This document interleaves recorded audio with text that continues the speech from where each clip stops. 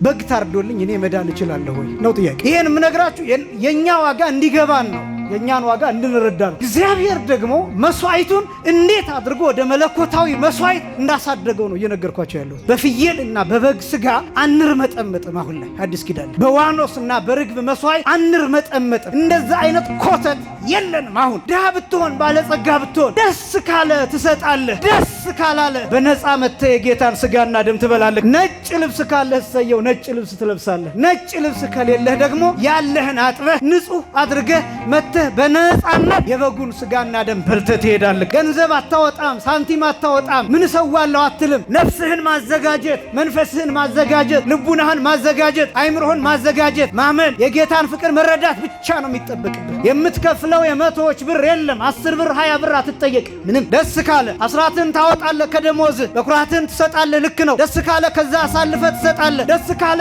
ቤተክርስቲያን ታሳንጻለህ። ደስ ካለ ለነዳያን ትመጸውታለህ። ያለዚያ ግን ዝም ብለህ መጥተህ ዝም ብለህ የጌታን ስጋና ደም በልተህ ጠጥተህ መሄድ ትችላለህ። አዲስ ኪዳን ማለት ይሄ የነፍስ ከፍታ፣ የመንፈስ ከፍታ፣ የልቡና ከፍታ፣ የአይምሮ ከፍታ፣ የነጻነት ዘመን። ክርስቶስ እኛን ነጻ አውጥቶናል። ከዛስ ባለማመናችን ግን ምርጫችን ዲያብሎስ ስለሆነ ወደ ዲያብሎስ እንሄዳለን። በደሙ ምክንያት ግን አይፈረድብን። ደሙ ለበቀላል። ይሄን በደንብ ማወቅ ይገባል። ገለን ነው የተራራልን፣ ገለን። ምክንያቱም እርሱ የቆጠረው መስዋዕት እንደማቅረብ ነው። ስለዚህ ኃጢአት አላደረገው፣ ዕዳ አላደረገው። የእግዚአብሔር በግ እንደሱ ነው። ከ20 ዓመት በኋላ መሪጌታ የምታገኙ ይመስላችኋል? የከተማ ሰዎች ብልጦች ናቸው። ልጆቻችሁን አታስተምሩ፣ መሪጌታ እንዲኖራችሁ ግን ትፈልጋላችሁ። ጎበዞች ናቸው። ልጆቻችሁን ዲያቆን ማድረግ አትፈልጉም፣ ግን ዲያቆን እንዲኖር ግን ትፈልጋላችሁ። ልጆቻችሁ ቄስ እንዲሆኑ አትፈልጉም። የታባቱ ነው የምትሉት። አሁን ቤታችሁ አንዱ ልጃችሁ ጠምጥሞ ምናምን ቢል በቄስ አምሳል በእርግጫ ነው የምትሉት። ምን አባቱ ደግሞ የቄስ ነው የምትሉት። ቄስ ግን ትፈልጋለህ። ደግሞ በጣም የሚብሰው ይሄ ዘመን አናከብርም። እንኳን ራሱ ስናውን እንፈልጋለን፣ ቄስ ግን አናከብርም። ምንኩስናውን እንፈልጋለን፣ መነኩሴ አናከብር። አስጨናቂ ዘመን። እውነቴን ነው። ቤተክርስቲያኑን የሚያሞቀው የሚያደምቀው ቲክቶክ ላይ ፌስቡክ ላይ እዚህ የለም። እዛ ዜና ይሰራል እኮ ቤተክርስቲያን እንዲሆነ እዚህ ቦታ ቤተክርስቲያን ተዘረፈ። ለቤተክርስቲያን ሊቆጫቸው አይገባም አይደለም ሐሳቡ። ያ ሰው ግን ጉዳዩ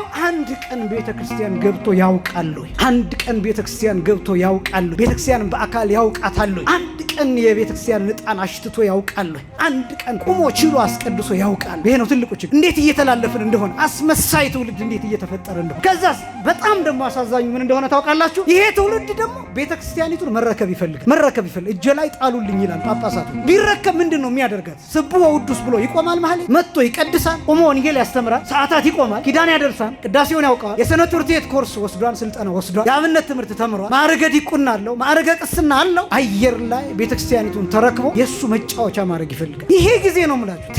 ትንሽ ሸርተት ካለ ቤተክርስቲያኒቱን የምናጣበት ዘመን ነው። ስጋውን ደሙን በምንቀበልበት ጊዜ አንዱ ገንዘብ የምናደርገው እግዚአብሔርን መፍራት ነው። እንደው ዝም ብሎ ቅዱስ ስጋውን ክቡር ደሙን ተቀበሉ ስለተባለ ብቻ በድፍረት መምጣት አይደለም። መፍራት ይገባል። ምን አይነት መፍራት? ማክበር ይገባል። ማክበር ነው፣ መሸሽ አይደለም። እግዚአብሔርን ይኸውላችሁ ሁልጊዜ በየቦታው እናገራለሁ። አንደኛ እግዚአብሔርን እንደ ሰይጣን እንዳትፈሩ ማስጠንቀቂያ። ሁለተኛ እግዚአብሔርን እንደ ሰው እንዳትፈሩት። ሶስተኛ እግዚአብሔርን እንደ አውሬ እንዳትፈሩት።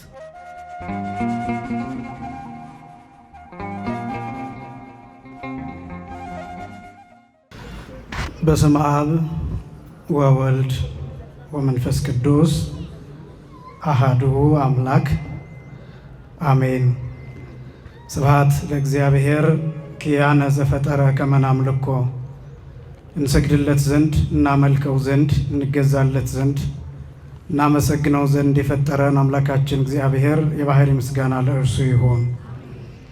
ስብሐት ለማርያም እመ አምላክ እግዝእትነ ወመድኃኒትነ።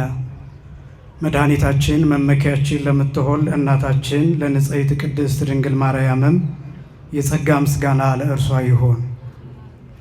ስብሐት ለመስቀለ ክርስቶስ ዕፀ መድኃኒት ኃይልነ ወፀወንነ።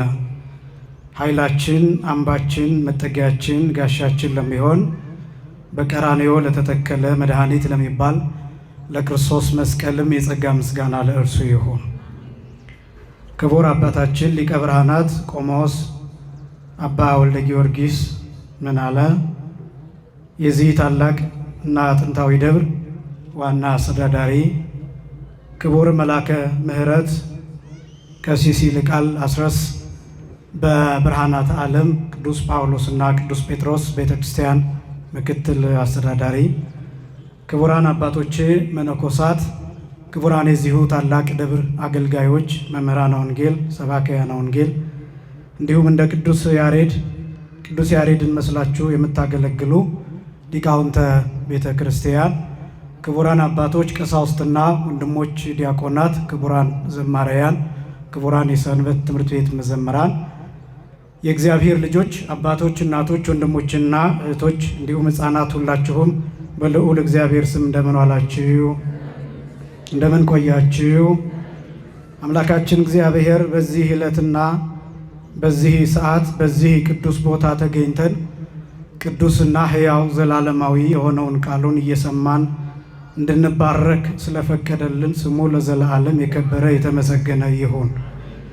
የሊቃውንት አምላክ የምስጢር ባለቤት የቅዱሳን ፈጣሪ የአባቶቻችን አምላክ እግዚአብሔር በመካከላችን ተገኝቶ ምስጢርን ጥበብን እንዲገልጥልን የእርሱ ቅዱስ ፈቃድ ይሆንልን። ለተወሰኑ ደቂቃዎች የምንማማርበት የትምህርት ርዕስ የእግዚአብሔር በግ በሚል ርዕስ ይሆናል።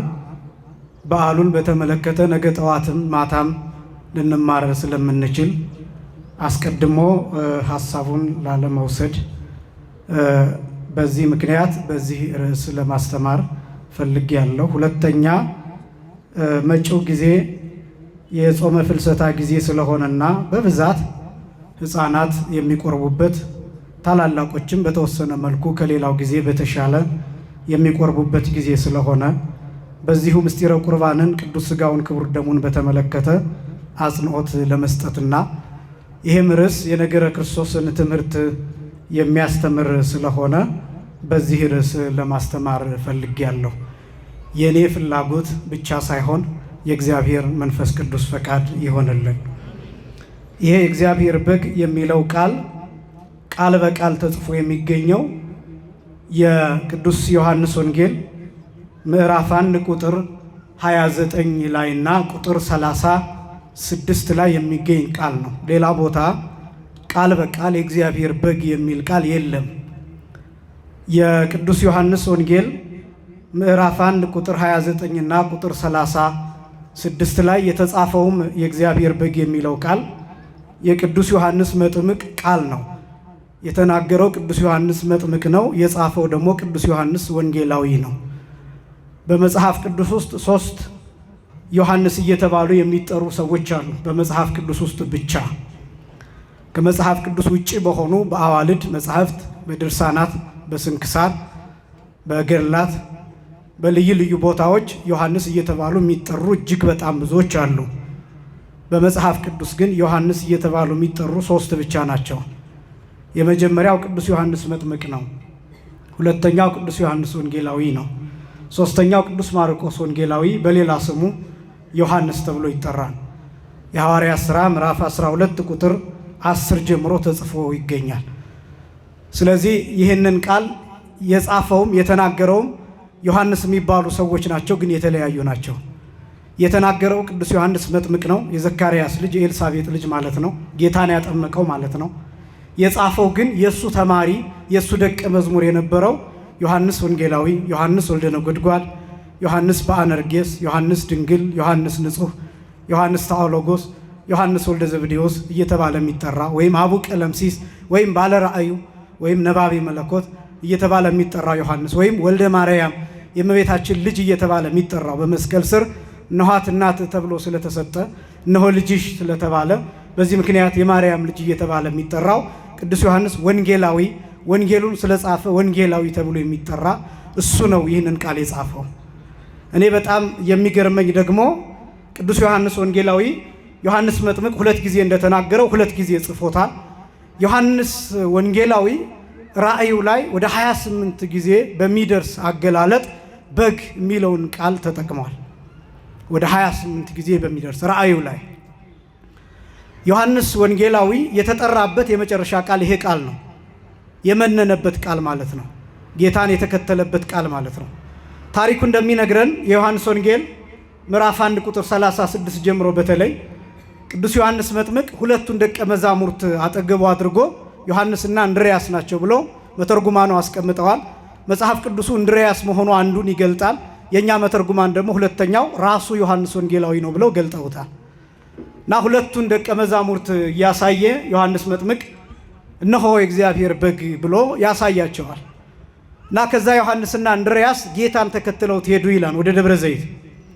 እና ጌታ ዞር ብሎ ተመለከታቸው። ሲከተሉት ከኋላ ሲከተሉት ዞር ብሎ ተመለከታቸውና ምን ትፈልጋላችሁ ብሎ ጠየቃቸው።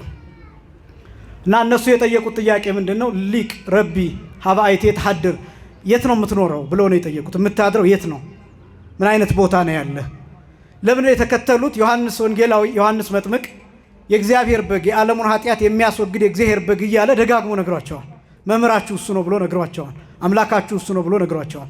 ዮሐንስ ይህን ከተናገረ በኋላ ታስሯል። ከዛ በኋላም ከእስር ቤት ወጥቶ ቀጥታ አንገቱን ተቆርጧል። ከዛ በኋላ አንገቱ እየዞረች ያስተምራለች። የዮሐንስ አገልግሎትም የሚጠናቀቀው በዚህ ነው። በዚሁ በዮሐንስ ወንጌል ምዕራፍ 3 ቁጥር 29 ላይም ሙሽራይቱ ያለችው ሙሽራ እያለ ሚዜው በሙሽራው ድምፅ ደስ ይለዋል። እንቲአ የተሰልጠቱ እንቲአው ትበዝ፣ የኔ እዚህ ላይ አልቃለች፣ የሱ ግን ከዚህ በኋላ ይቀጥላል ይበዛል እያለ ተናግሮ ቅዱስ ዮሐንስ መጥምቅ የመጨረሻውን ቃል ተናግሮ ራሱን አሳልፎ ሰጥቷል። የቅዱስ ዮሐንስ መጥምቅ በረከት በሁላችንም ላይ ይደርብን እና ጌታ የት ነው የምታድረው ብለው ሲጠይቁት ንዑት ርአዩ ሀበ አሐድር፣ የማድርበትን ማየት ከፈለጋችሁ እንተከተሉኝ ብሎ ይዟቸው ሂዶ እስከ ቀኑ 10 ሰዓት ድረስ እዛ ውለው መጡ ይላል ወንጌሉ። ባካችሁ መጽሐፍ ቅዱስ አንብቡ ወጣቶች ወንድሞችና እህቶች። ይህ አሁን አስገራሚ ታሪክ ነው። እስከ ቀኑ 10 ሰዓት ድረስ አብረውት ቆዩ ይላል። ጌታ የሚያድርበትን ቦታ እያዩ ምን ነገራቸው? አልተጻፈም። ምን አሳያቸው? አልተጻፈም። ምን አላቸው? እስከ 10 ሰዓት አልተጻፈም። 10 ሰዓት ላይ ከጌታ ሲመጡ ምን ብሎ ሸኛቸው? አልተጻፈም። ከዛስ ወዴት ሄዱ? አልተጻፈም።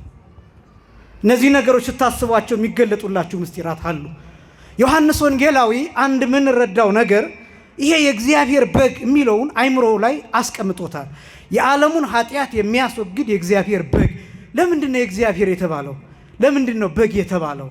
ለምንድን ነው የዓለምን ኃጢአት የሚያስወግድ ተብሎ የተገለጠው? ለምንድን ነው የሚለውን ቅዱስ ዮሐንስ ወንጌላዊ እድሜ ልኩን ሲያለቅስበት የኖረበት ቃል ነው ይሄ ቃል። ይሄን የሚረዳው መስቀል ላይ ነው። ዮሐንስ ወንጌላዊ ራሱ የሚረዳው በልኩ የሚረዳው በመጠኑ የሚረዳው ያን ጊዜ ነው። መስቀል ላይ እንዴት እንደታረደ፣ እንዴት እንደደቀቀ ክርስቶስ እንዴት መከራ እንደተቀበለ፣ እንዴት አካሉ ስጋው እስኪያልቅ ድረስ አጥንቱ እስኪታይ ድረስ እንዴት እንደተለያየ፣ እንዴት አጥንቱ ብቻ እስኪቀር ድረስ መከራ እንደተቀበለ ዮሐንስ እስኪያይ ድረስ ይህንን ቃል በልኩ አልተረዳውም። የእግዚአብሔር በግ ማለት ለምን እንደተባለ ዮሐንስ ይህን እስኪያውቅ ድረስ እስኪያይ ድረስ በአይኑ እስኪረዳ ድረስ። ከዛስ ዮሐንስ ደግሞ ይህን ከተረዳ በኋላ ዮሐንስ ወንጌላዊ 70 ዓመት የኛ ሊቃውንት እንደሚገልጡት ቁጹረ ገጽ ሆኖ እንደኖረ ይናገራል። ቁጹረ ገጽ ማለት ፊቱን የቋጠረ ማለት ነው። አንድ ቀን ስቆ አያውቅም። በ70 ዓመት ሙሉ ዮሐንስ እያለቀሰ እንባውን ጨርሶ ከዛ ደም አልቅሶ እንደገና ደሙ አልቆ እዥ አልቅሶ አካሉ ቆዳው ከአጥንቱ ጋር ተጣብቆ ነው ዮሐንስ ወንጌላዊ የተጠራው። የዮሐንስ ወንጌል በረከት ወንጌላዊ በረከት በሁላችንም ላይ ይደርብን። አንድ ምልክት ብቻ ልንገራችሁ ራሱ ጌታ እንዴት እንደገለጠው። የዮሐንስ ወንጌል ምዕራፍ 1 ቁጥር 15 ጀምሮ ጌታ ቅዱስ ጴጥሮስን ትወደኛለህ እያለ 3 ጊዜ ጠይቆታልና በጎችን ጠብቅ፣ ግልገሎችን ጠቦቶችን ጠብቅ እያለ ከነገረው በኋላ ጴጥሮስን ነው ይጠይቀው የነበረው። ከጴጥሮስ ጋር ይህንን ቃለ ምልልስ አድርገዋል ከጌታ ጋር። ግን ጌታ ጴጥሮስን ተከተለኝ ሲለው ዮሐንስ ወንጌላዊ እዚያ ነበር እና ጴጥሮስ ጌታን ተከተለው። ከዛ ግን ጴጥሮስ ኃላፊነቱን ከዛ ጀመረና ዞር ብሎ አይቶ ዮሐንስ ወንጌላዊ እዛው እንደተቀመጠ ነው እና ጌታን ጠየቀው ቅዱስ ጴጥሮስ፣ ጌታዬ ይሄኛው ደቀ መዝሙርስ እንዴት ይሆናል አለው። እኔን ተከተለኝ አልከኝ እና እየተከተልኩህ ነው፣ ይሄኛውስ እዚህ ጋር ተቀምጧል እንዴት ይሆናል ብሎ ጠየቀው ጌታ። እና ጌታ ለጴጥሮስ የመለሰለት እስከምመጣ ድረስ ባለበት ቢቆይ ምን አግዶህ ነው የሚለው። ይሄ ቃል በብዙዎች ዘንድ ያው አይሞትም የሚለው ሐሳብ ገልጦታን እዛ ወንጌላዊ አይሞትም ስለሚለው ጉዳይ አይደለም የተናገረው። ባለበት እንዲቆይ የፈለገው ምንድን ነው ቢባል ዮሐንስ ያለበት ቦታ ልክ ነው፣ ያለበት ቦታ ትክክል ነው። ያለበት ስፒሪቹዋል ስቴት ኦፍ ማይንድ፣ የአስተሳሰብ ደረጃ፣ የአመለካከት ደረጃ፣ የመንፈሳዊነቱ ደረጃ፣ የመረዳቱ ደረጃ፣ የፍቅሩ ደረጃ፣ የተመስጠው ደረጃ ትክክል ነበር። ለምን? ክርስቶስ ቀጥታ ሲሰቀል ያየው ዮሐንስ በአይምሮው ላይ የጌታን ፍቅር ስሎታል። በፍቅሩ ሙቷን ራሱ ዮሐንስ ወንጌላዊ በጌታ ፍቅር ሞቷል። ስለዚህ ትክክል ነበር። ያ ነው የክርስትና ደረጃ መኖሪያ የሚባለው፣ ህይወት የሚባለው፣ ህልውና የሚባለው፣ ከፍታ የሚባለው፣ ቦታ የሚባለው፣ ደረጃ፣ ምጥቀት፣ ማዕረግ እየተባለ የሚጠራው ይሄ ነው። ዮሐንስ ልክ ነው። ለዚህ ሁሉ ግን ያበቃው ይሄ ቃል ነው፣ የእግዚአብሔር በግ የሚለው ቃል። ከዛ ይሄ በግ እንዴት እንደታረደ በአካል ተገኝቶ በአይኑ በብረቱ ተገኝቶ መከራውን ሰፍሮ ቆጥሮ አስቀመጠ ቅዱስ ዮሐንስ ወንጌላዊ። ድርሳነ ማህየዊ ላይ የተጻፉት ለምሳሌ ሁል ጊዜ የምንለው 6666 ጊዜ የሚለውን ግርፋት ቁጥር የቆጠረው ቅዱስ ዮሐንስ ወንጌላዊ ነው። አጠቃላይ ቅዱስ ዮሐንስ ወንጌላዊ የጌታን መከራ 19125 መከራዎችን ቆጥሮ አስቀምጧል። የመከራ አይነቶች 19125 የመከራ አይነቶች። ይሄ የሆነበት ምክንያት ቅዱስ ዮሐንስ ወንጌላዊ በአካል ተገኝቶ በቀጥታ ልብሱን እንዴት እንዳወለቁት፣ እንዴት በመሬት እንደጎተቱት፣ እንዴት በአለት እንደጎተቱት፣ እንዴት እንደገረፉት፣ የአንደኛው የጅራፍ ጫፍ የቱጋ እንዳረፈ፣ ምን አይነት ስጋ እንዳነሳ፣ ስንት አይነት ደም እንደረጨ ይሄን ሁሉ ያውቃን ዮሐንስ። ይሄ ተስሎበታል እድሜ ልኩን። በሌላ አገላለጥ ራዕየ ዮሐንስ ምዕራፍ 5 ላይ ደግሞ ብትመለከቱ እንደታረደ በቁሙ አየሁት የሚል ቃል አለ። ይሄ እንደታረደ በቁሙ አየሁት የሚለው አገላለጥ ዮሐንስ አይምሮ ላይ የተሳለው ክርስቶስ እንደታረደ ሆኖ ነው የተሳለው። መታረድ የሚለው አገላለጥ ለምንድነው መሰላችሁ ለክርስቶስ የሚገለጠው? በግ ሲታረድ መጀመሪያ አንገቱ ነው በካራ እንደምታውቁት፣ በተለይ የገጠር አካባቢ ሰዎች በካራ አንገቱ እንዲበጠስ ከተደረገ በኋላ ደሙ ይፈሳል፣ በኃይል በብዛት ይወጣል። በሆነ ነገር በገበታ ነገር ይቀበሉታል። ደሙ ፈሶ ካለቀ በኋላ ነው ቆዳውን ማላቀቅ የሚጀመረው። ደሙ ፈሶ ካለቀ በኋላ ነው። ክርስቶስ የሞተው ደሙ ፈሶ ካለቀ በኋላ ነው። ስለዚህ መታረድ የሚለው አንደኛ እሱ ነው። ሁለተኛ በጉ ከሞተ በኋላ ደሙ ፈሶ ካለቀ በኋላ ቆዳው ይገነጠልና አካላቱ እያንዳንዱ ለምግብ ምቹ፣ ወጥ ለመስራት ምቹ ወይም ለመቀቀል ምቹ በሚሆን መልኩ እንዲበለት ይደረጋል፣ እንዲከፋፈል እንዲለያይ ይደረጋል። ስለዚህ ሁሉም አካሉ ላይ የበጉ ሁሉም አካል ላይ ካራ ያርፋል፣ ስለት ያርፋል። ክርስቶስ ሁሉም አካሉ ካሳ በሚከፍል መልኩ እሱ ባወቀ ከራስ ጠጉሩ እስከ እግር ጥፍሩ ድረስ ምንም አይነት መከራ ያላረፈበት የአካል ክፍል የለውም። የጅራፍ ጫፍ፣ ቡጢ፣ መጎተት፣ እነዚህ ነገሮች እኛ ማንገልጣቸው፣ መሬት ላይ መውደቅ፣ በድንጋይ መመታት፣ መስቀሉን ተሸክሞት የመስቀሉ መገሽለጥ፣ እነዚህ ነገሮች በሙሉ መከራ ናቸው። ከዛ ችንካሩ እኛ በጣም ጥቂቱን ነው የምናውቀው። በነገራችን ላይ የምንገልጠውን በጣም ጥቂቱ ስለሆነ ይሄ ነው መታረድ ተብሎ የሚገለጠው። ለዚህ ነው ቅዱስ ዮሐንስ ወንጌላዊ በራእዩ እንደታረደ በቆሙ አየሁት የሚለው ያ መከራው አይምሮ ላይ ተስሎ ስለኖረ ነው።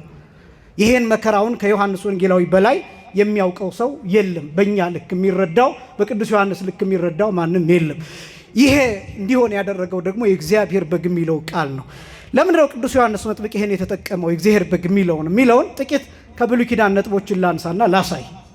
በግ መስዋዕት ነው፣ ያው የሚያሳየው መስዋዕትነትን ነው የሚያሳየው። በግ የዋህ ነው፣ በግ ገራገር ነው እና ክርስቶስም የዋህ ሆኖ ተገልጧል በዚህ ምድር ላይ ራሱ እንዲህ ብሎ እንደገለጠው የማቴዎስ ወንጌል ምዕራፍ 11 ቁጥር 29 ላይ ከኔ ተማሩ እኔ የዋህ በልቤም ትሁት ነኝና ብሎ ገልጦታል። እና ጌታ የዋህ ተብሎ ይገለጣል። የተነገረ ትንቢትም አለ በትንቢተ ኢሳይያስ ምዕራፍ 5 ቁጥር 56 ላይ መጻ ከመበግ ይጠባ እንደ በግ ሊታረድ መጣ ተብሎ የተነገረ ትንቢት አለ።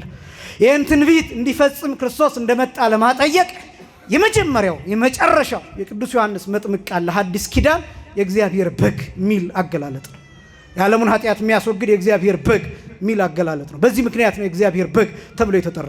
አንድ ጥያቄ ደግሞ ላስታውሳችሁ። ኦሪት ዘፍጥረት ምዕራፍ 22 ቁጥር 7 ላይ ትንሽ ጠንከር ሊልባችሁ ይችላል፣ መስማት ግን አለባችሁ። ኦሪት ዘፍጥረት ምዕራፍ 22 ቁጥር 7 ላይ ይስሐቅ ለአባቱ ለአብርሃም ያቀረበው ጥያቄ አለ። እንደምታውቁት ታሪኩን አብርሃም ይስሐቅን ለመሰዋት ወደ ሞሪያም ተራራ ይዞት ሲወጣ እሳት ይዘዋል፣ ካሪያ ይዘዋል፣ እንጨት ይዘዋል። ግን መስዋዕቱ የለም፣ በጉ እጃቸው ላይ አልነበረም። ይስሐቅ ያው እሱ እንደሚሰዋ ወይም እሱ ሊሰዋ እንደታቀደ አላወቀም እና እፀ ሬኢ መጥባይተ ሬኢ እሳተ ሬኢ አይቴህ አሎ በግው ለመስዋዕ ኦ አባ እንጨቱን አየዋለሁ እሳቱም ይታየኛል ካሪያውንም ይዘናል፣ ግን ለመስዋዕት የሚሆነው በጉ ወዴት አለ ብሎ ጠይቋን ይስሐቅ። እና አብርሃም የመለሰለት መልስ አንድ ነው። አርምም ወልዴ ልጄ ሆይ ዝም በል የሚል ቃል ዝም በል በግኦሰ ይአምር እግዚአብሔር በጉን እግዚአብሔር ያውቃል ያዘጋጃል ብሎ መለሰለት ይላል። ይሄ የይስሐቅ ጥያቄ ለጊዜው የይስሐቅ ይሁን እንጂ የነቢያት ሁሉ ጥያቄ ነው። የብሉይ ኪዳን ጥያቄ ነው። በጉ የት ነው? የሰዎችን ኃጢአት የሚሸከመው በግ የት ነው? ምንድንበት በግ የት ነው? የሚፈሰው ደሙ የሚፈሰው ስለኛ በግ የትኛው ነው? መስዋዕት ሆኖ የሚቀርበው የትኛው ነው? የሚቃጠለው የትኛው ነው? ደግሞ በግ ስንል በብሉይ ኪዳን ብዙ ጊዜ ስለታረዱት በጎች ማለታችን አይደለም። አንድ ጊዜ ተሰውቶ ለዘላለም ስጋ ማጤስን ደም ማፍሰስን የሚያስቀር አንድ ጊዜ ተሰውቶ አንድ ጊዜ ታርዶ አንድ ጊዜ መስዋዕት አቅርቦ ለዘላለም ማይለወጥ ክህነት ማይለወጥ መስዋዕት ማይሻር መስዋዕት ማይሻር ደም ለዘላለም ኪዳን ያለው የሚሻል ከሁሉ የሚበልጥ የዘላለም ሕይወት ዋስትና ያለው ደም ያለው በጉ ወዴት ነው? የምንድንበት ሲኦልን የሚዘጋ ገነትን የሚከፍት ደም ያለው በግ ወዴት ነው? የነቢያትን መከራ የነቢያትን እንባ የሚያብስ የነቢያትን ጩኸት የሚመልስ የወጣውን ከአዳም ከገነት የተሰደደውን አዳምን ወደ ገነት የሚመልሰው ደም ያለው በግ ወዴት ነው?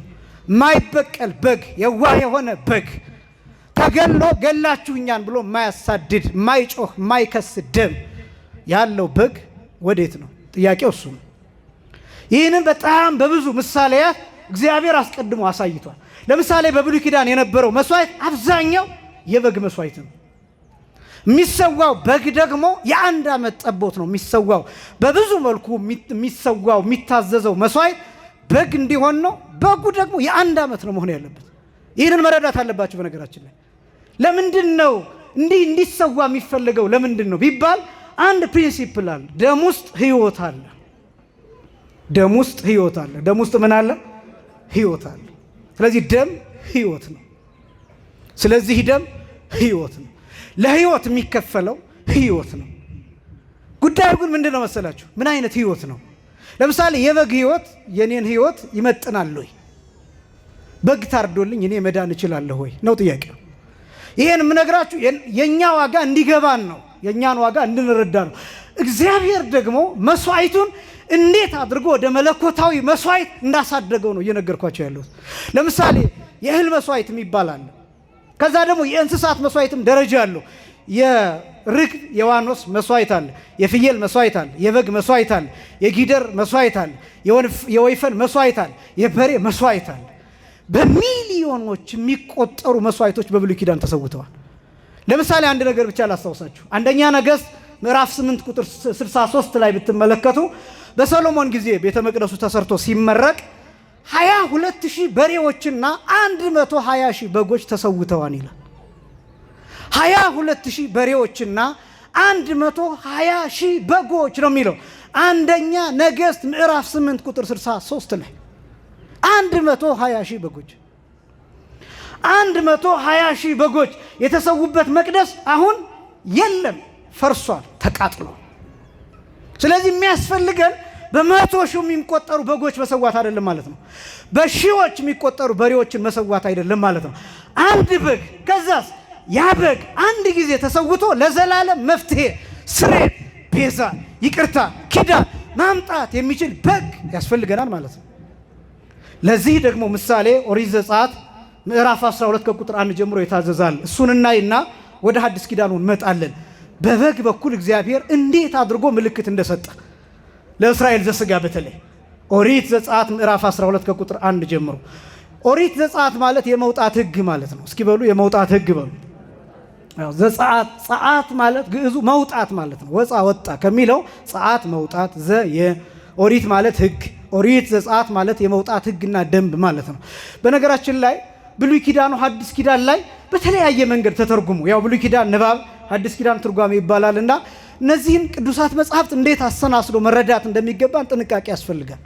የብሉይ ኪዳን ወደ ሐዲስ ኪዳን እንዴት እንደመጣ፣ ጥላው እንዴት አካል እንደሆነ፣ ያ ጨለማው እንዴት በብርሃን እንደተሞላ፣ ያ ምሳሌ የነበረው አማናዊ እንዴት እንደሆነ፣ አፋዊ ወይም ውጫዊ የነበረው እንዴት ውሳጣዊ እንደሆነ፣ ስጋዊ የነበረው እንዴት ነፍሳዊ መንፈሳዊ እንደሆነ፣ ጊዜያዊ የነበረው እንዴት ዘላለማዊ እንደሆነ፣ እንዴት እንዳደገ ይህን መረዳት ይገባል። የብሉይ ኪዳን ሕግ ለምሳሌ ሕገ ስጋ ተብሎ ነው የሚጠራው። የስጋ ሕግ ይባላል። የአዲስ ኪዳን ሕግ ወንጌል የመንፈስ ሕግ ተብሎ ነው የሚጠራው። ከፍታ ነው። ይሄም ያላችሁበትን ቦታ እንድታውቁት ያስችላችኋል።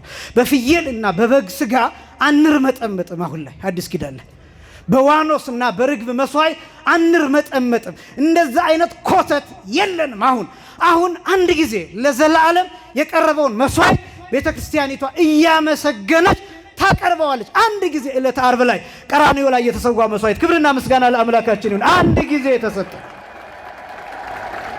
በየጊዜው ፍየል። አሁን ድሃ ባለጸጋሚ፣ ያን ጊዜ በብሉይ ኪዳን ልዩነቶች ነበሩ። ምን አይነት ልዩነት?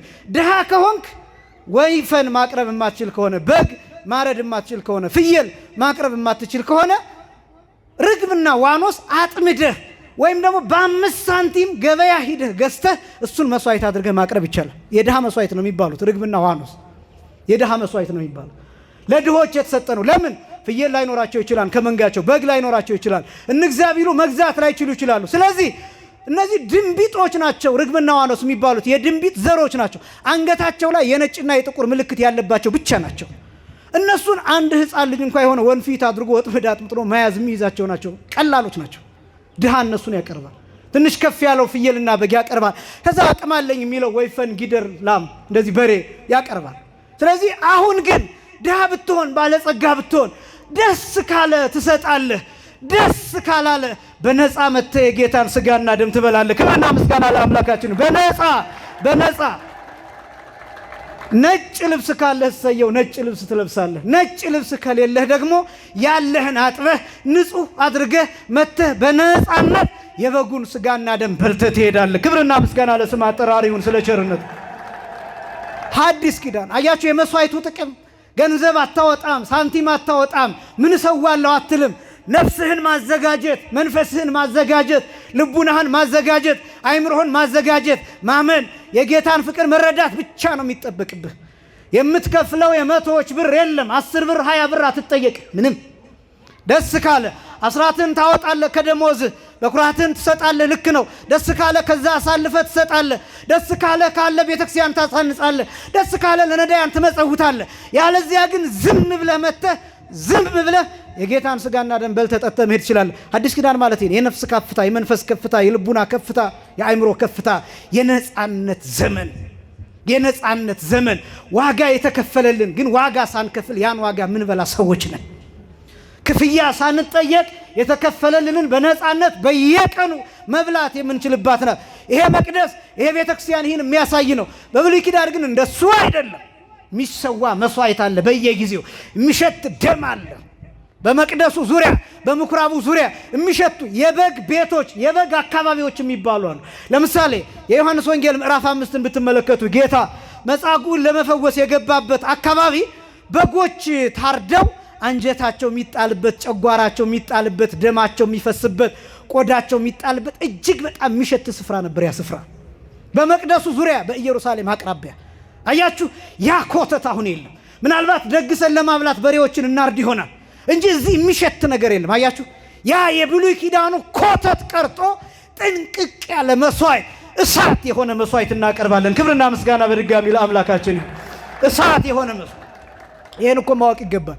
አንዳንድ ጊዜ ወደ ብሉይ ኪዳን ዘመን የምንወስዳችሁ ለምን መሰላችሁ? ልዩነቱን እንድናውቀው። አስቡት እስኪ፣ በየጊዜው ስብ እየጤሰ ደም እየፈሰሰ በሬ እየታረደ ነፍስ ማጥፋቱ ራሱ አያስጨንቅም? በየጊዜው በጎችን በየቦታው እያመጡ የነሱን ጩኸት መስማት፣ በሬው እየጓጎረ ሲታረድ፣ ይሄ ራሱ እኮ እጅግ በጣም ከባድ ነው። ያን ነው ክርስቶስ ያስቀረልን። አይሁዳውያን ክርስቶስን እየጓጎረ ገደሉት። በጣም ግን የሚያሳዝነው ክርስቶስ እየሞተ ምን እንዳዳል ታውቃላችሁ? የሚያደርጉትን አያውቁምና ምን በላቸው? ይቅር በላቸው። ክብርና ምስጋና ለስሙ ይሁን። በእውነት ይቅር በላቸው። ይኸውላችሁ ክርስቶስ ለምን እንደዛ እንዳለ ታውቃላችሁ ሆይ? ለሚታረዱት በጎች ዕዳ በደል አልሆነባቸው። በጎችን አርዳችኋል፣ መስዋዕት ሰውታችኋል፣ ነፍስ አጥፍታችኋል፣ እንስሳትን በመቅደሱ ዙሪያ አርዳችሁ ደም አፍስሳችኋል ብሎ እግዚአብሔር አልተበቀላቸውም። ክርስቶስስ ምን ሆኖ የመጣው? የእግዚአብሔር በግ። ስለዚህ ክርስቶስ ታርዶ ስለተሰቀለ ፍርድ አላደረገባቸውም፣ ዕዳ አላደረጋቸውም። ምንድነው ታዲያ ዕዳ የሆነባቸው አይሁዳውያን ቢባል? ባለማመናቸው። ምን ባለማለታቸው አልኳቸው? ባለማመናቸው። ክርስቶስ በተሰቀለበት ሰዓት ፀሐይ ምን ሆኗል? ጨልሟን። ጨረቃ ምን ሆናለች? ደም ሆናለች። ከዋክብት ረግፈዋል፣ አለታት ተሰነጣጥቀዋል፣ መቃብራት ተከፍተዋል፣ ሙታን ተነስተዋል። የመቅደሱ መጋረጃ ለሁለት ተከፍሏል። ይህን ምልክት ገልጦላቸዋል። ዓለም በሙሉ ጨለማ፣ ዓለምን በሙሉ በጥቁር መጋረጃ ጋርዶ አሳይቷቸዋል። ያውም ከ500 በላይ የሚሆኑ ሙታን የአክስቶቻቸው፣ የአጎቶቻቸው ልጆች፣ አያቶቻቸው፣ አባቶቻቸው፣ እናቶቻቸው ራሳቸው አጥበው ገንዘው መቃብር ቆፍረው የቀበሯቸው ተነስተው ወደ ቅድስቲቱ ከተማ ገብተው ክርስቶስ የሕያው እግዚአብሔር ልጅ ነው ብለው ነግረዋቸው አላመኑም። ያ ዕዳ ሆነባቸው። ክርስቶስን በመስቀላቸው ዕዳ አልሆነባቸው። ምክንያቱም የጌታ ደም ለበቀል አልፈሰሰም። የጌታ ደም የፈሰሰው ለይቅርታ ነው።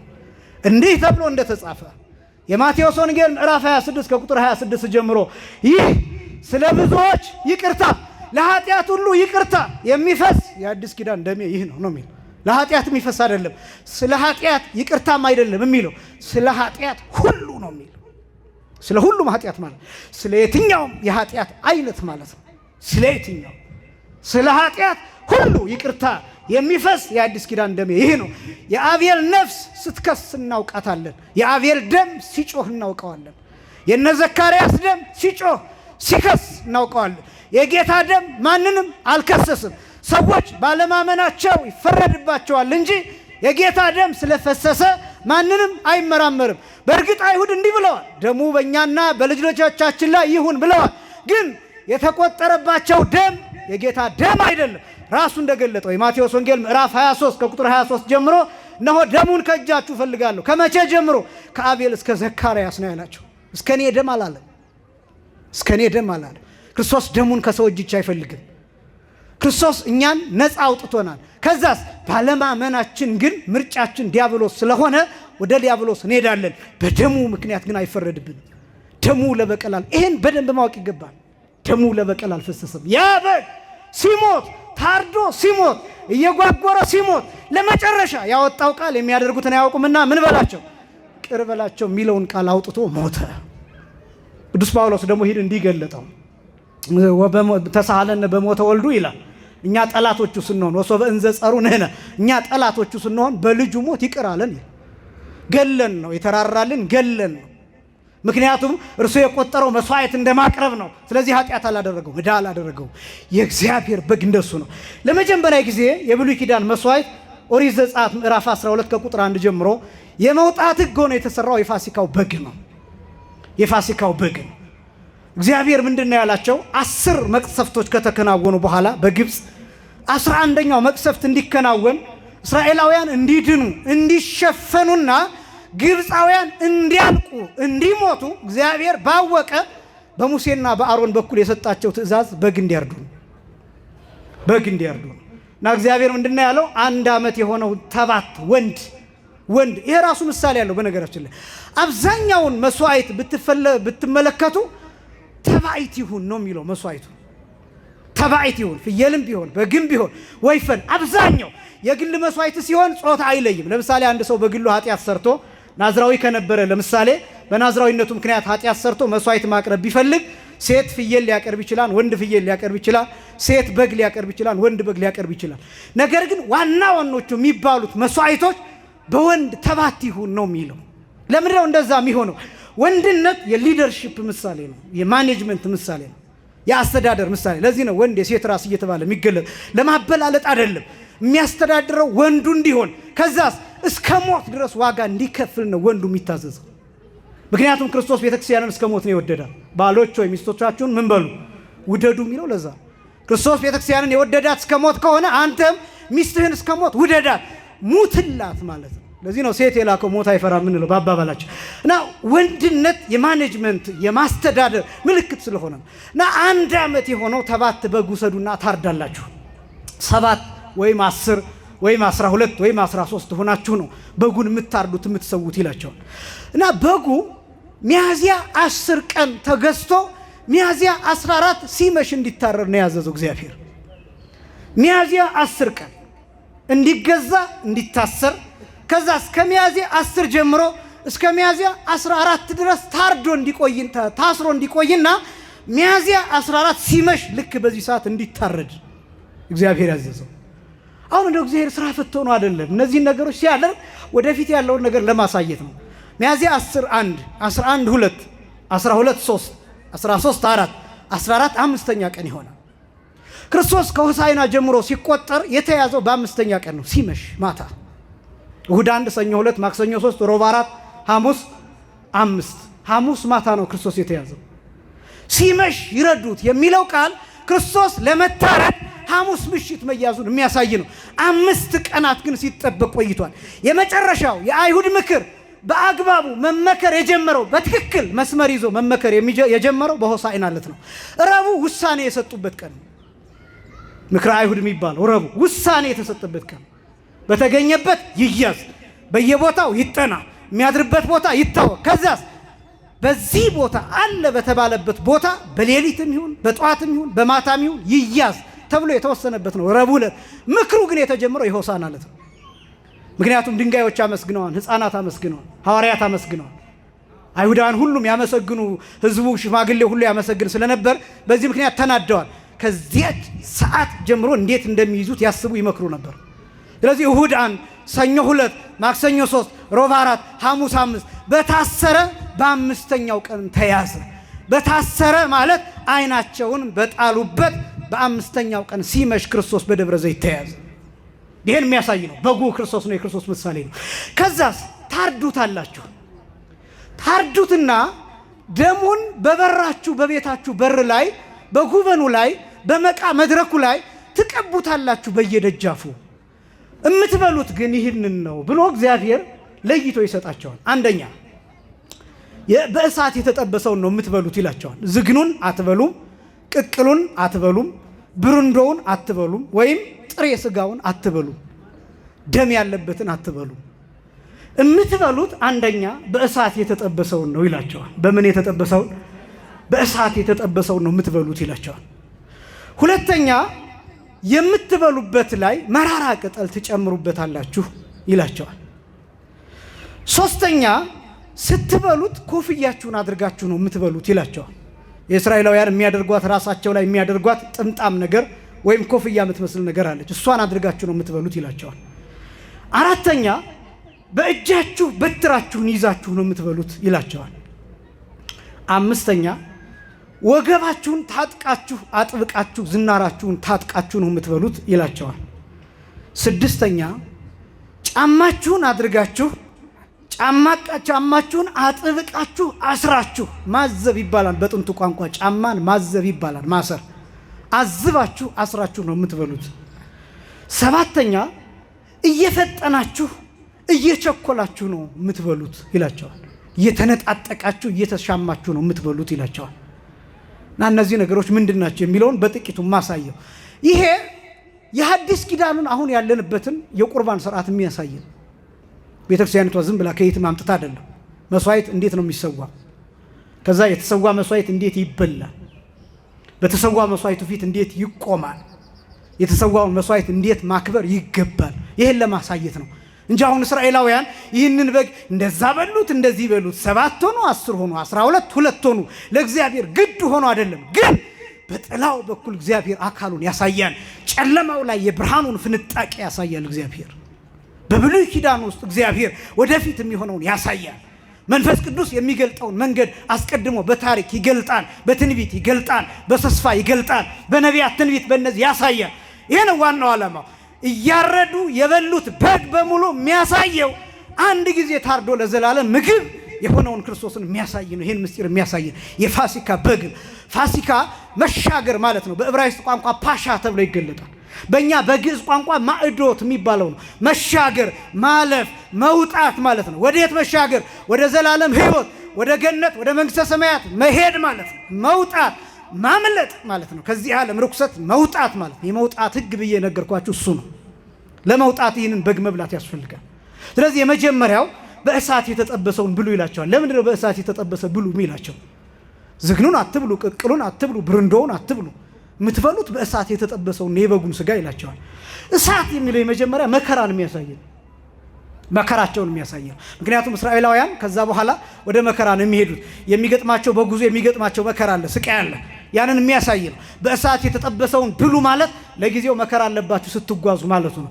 ምስጢሩ ግን በእሳት የተጠበሰውን ብሉ ማለት እሳት የተባለው መለኮት ነው። መለኮት የተዋሃደውን ቅዱስ ስጋና ክቡር ደም እንደምንበላ ለማጠየቅ ነው።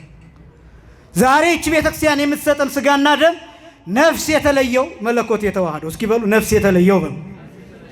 ምን የተለየው? መለኮት የተዋሃደው በሉ። ምን የተዋሃደው? ምን የተለየው? ምን የተዋሃደው? መለኮት የተዋሃደው ስጋና ደም ምን በላው? መለኮት እሳት ነው ራሱ። ስጋውና ደግሞ በነገራችን ላይ እሳት ተብሎ ይጠራል። መስዋዕቱ ራሱ የሐዲስ ኪዳን መስዋዕት እሳት ነው። ቋንቋው ራሱ እሳት ነው። መግባቢያው እሳት ነው። ራሱ ጌታ ምን ብሎ እንዳስተማረ ታውቃላችሁ? በሉቃስ ወንጌል ምዕራፍ 12 ቁጥር 49 ላይ እሳት አምጻይኩ ለብሔር ይላል። ለዚህ ዓለም እሳትን አመጣሁ ይላል። ምንን አመጣሁ? እሳትን። ለዚህ ዓለም እሳት ነው ያመጣው። ወምንተ እፈቅድ ዘእንበለ አንድዶታ ይላል። ምፈልገው ይሄ እሳት እንዲነድ ነው የሚለው። ምፈልገው ይሄን እሳት ማንደድ ነው፣ ማቀጣጠል ነው ምፈልገው። ይሄ እሳት ምንድነው? ስጋው ደግሞ። ይሄ እሳት ምንድነው? ጸጋ መንፈስ ቅዱስ። ይሄ እሳት ምንድነው? ቃል እግዚአብሔር። ይሄ እሳት ምንድነው? ወንጌል። ይሄ እሳት ምንድነው? ጥምቀት። ይሄ እሳት ምንድነው? ክህደት። ይሄ እሳት ምንድነው? ምስጢራት። እሳት አንድ ቦታ ይለኮሳል፣ ከዛ ለሁሉ ይዳረሳል፣ አያልቅም። ግን እሳት እስኪለኮስ ድረስ የለም። እሳት ህልው ነው፣ ግን የምታዩት የሚገለጥላችሁ ግን በሚበላው ነገር ብቻ ነው። እሳት እንድታዩት የግድ የሚበላው ነገር ማግኘት አለበት። እሳት የሚበላው ነገር ሲያጣ ይጠፋል። የሚበላውን ነገር ሲጨርስ ይጠፋል። እሳት አለ ክብሪቱ ውስጥ ግን አይታይም። ክብሪቱን ስትጭሩት ግን የሚበላው ሲያገኝ ይገለጣል። የሚበላውን ሲጨርስ ይጠፋል። እሳት እንደዛ ነው። ምስጢራት እንደዛ ናቸው። ቅዱስ ሥጋው ክቡር ደግሞ እንደዛ ነው። ስለዚህ ይሄን እሳት ክርስቶስ የሰጠን ይሄ እሳት ቅዱስ ሥጋው ክቡር ደግሞ እሳት ተብሎ ይጠራል። መለኮት የተዋሃደው ስለሆነ ራሱ መስዋዕቱ እሳት ይባላል። አባ ሕርያቆስ በቅዳሴ ማርያም እንዲህ ብሎ ይገልጠዋል።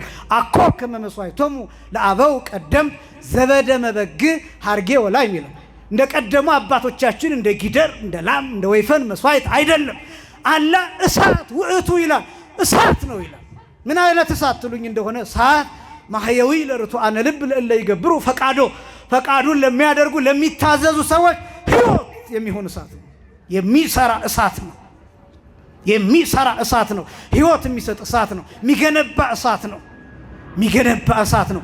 ሙቀት የሚሆን እሳት ነው። ጸጋ የሚሰጥ እሳት ነው። ስጋው ደግሞ እሳት ነው።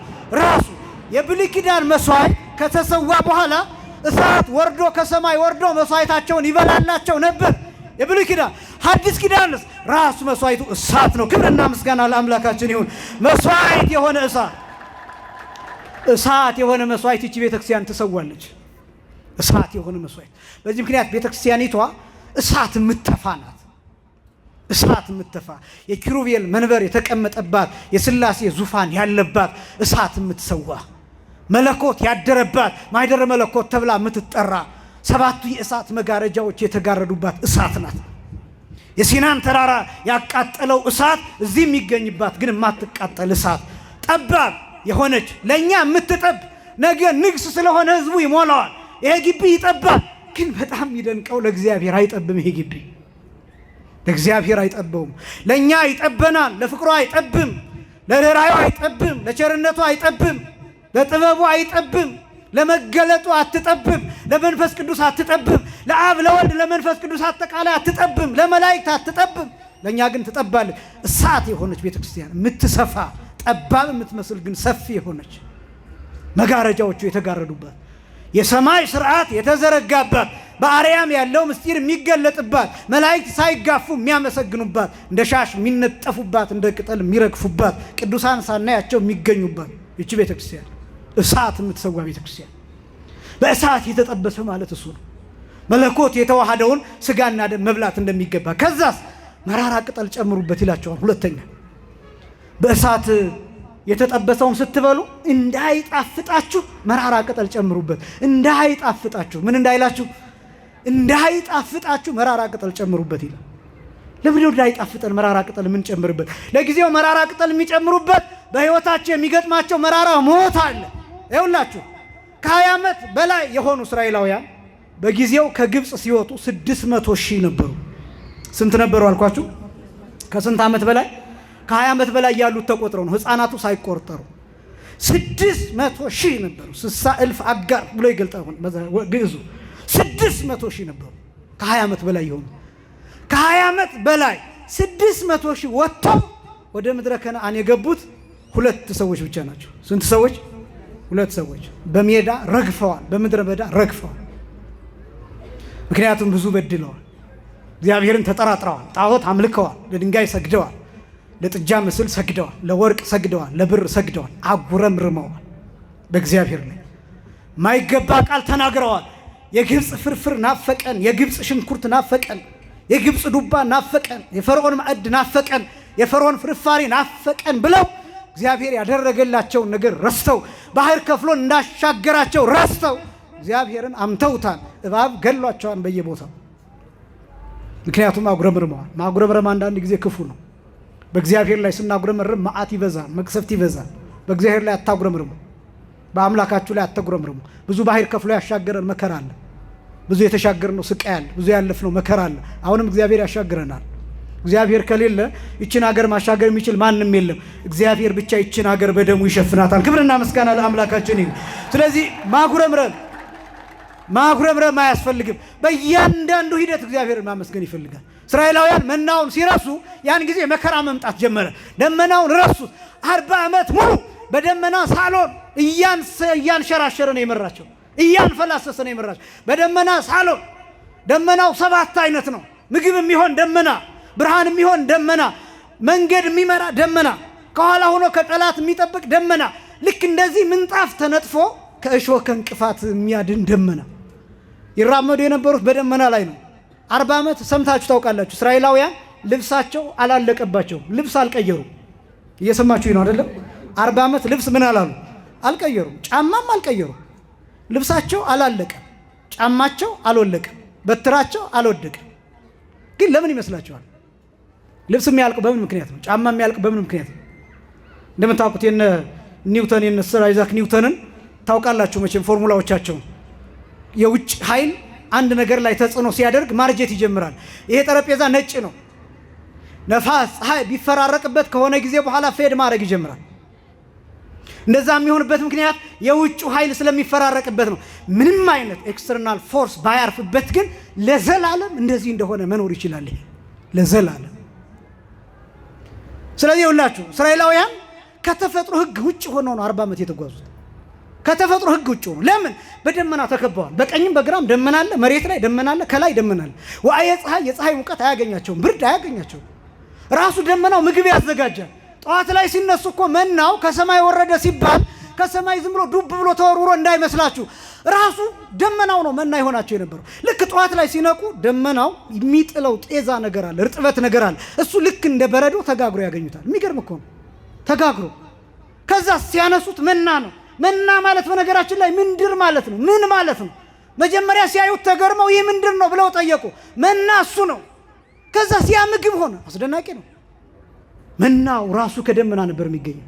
ከዛ እንደገና ደመናው ይነጠፍና ምንጣፍ ሆኗቸው በደመናው ላይ ይራመዳሉ። እንቅፋት አይመታቸውም፣ ስለዚህ ጫማው አያልቅም። እሾህ አይወጋቸውም፣ ስለዚህ ጫማው አያልቅም። ብርድ አያገኛቸውም፣ ስለዚህ ልብሳቸው አያልቅም። 40 ዓመት 40 ቀን አይደለም፣ 40 ወር አይደለም፣ 40 ዓመት 40 ዓመት እንዴት ልብስ አያልቅም? እግዚአብሔር አምላክነቱን በዚህ መልክ ገለጠላቸው። ግን አጉረመረሙ በእግዚአብሔር ላይ። በዚህ ምክንያት በየምድረ በዳ ወደቁ። መቃብራቸው ላይ ምን ተብሎ ይጻፍ እንደነበረ ታውቃላችሁ? የምኞት መቃብር ተብሎ ነበር የሚጻፍ። የምኞት መቃብር።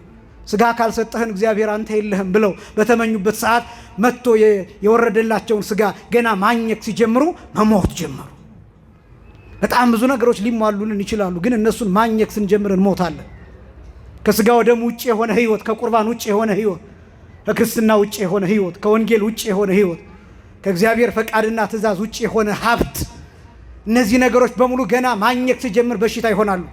ለዚህ ነው ምግቦቻችን ስኳር የሚያመጡብን፣ ምግቦቻችን የደም ግፊት፣ ኮሌስትሮል፣ ሌላውን በሽታ የሚያመጡብን፣ ኩላሊቶቻችን የሚበከሉት፣ የተፈጥሮ አካሎቻችን በጭሩ እንድንቀጭ የሚያደርጉ። ለዚህ ነው ምን በላውን ምግብ አናመሰግንበትም፣ አንጸልይበትም።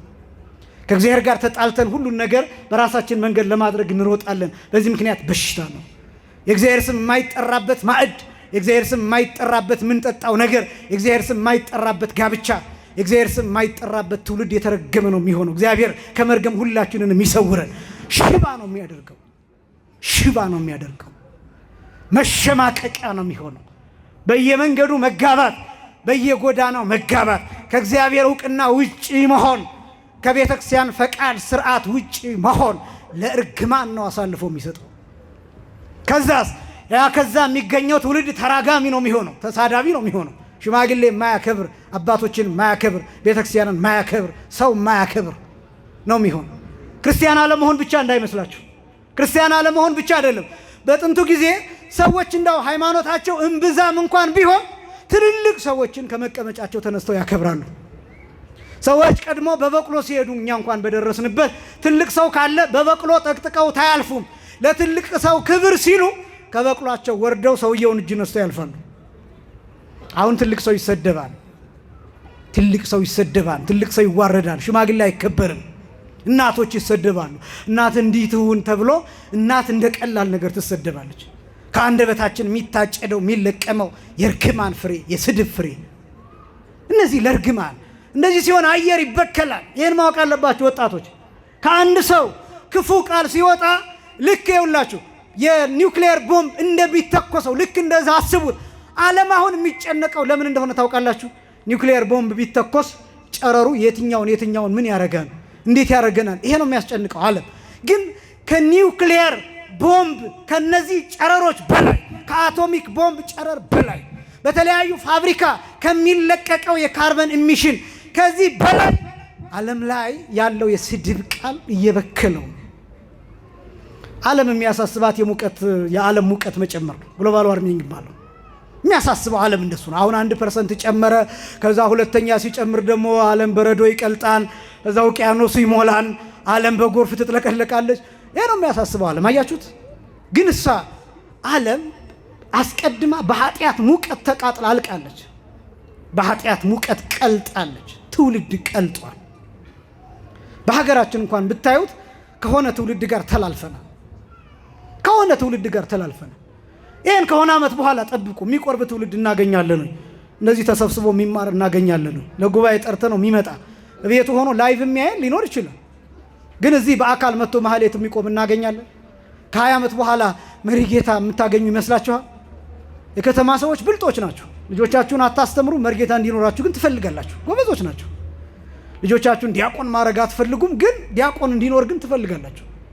ልጆቻችሁ ቄስ እንዲሆኑ አትፈልጉም። የታባቱ ነው የምትሉት። አሁን ቤታችሁ አንዱ ልጃችሁ ጠምጥሞ ምናምን ቢል በቄስ አምሳል በእርግጫ ነው የምትሉት። ምን አባቱ ደግሞ የቄስ ነው የምትሉት።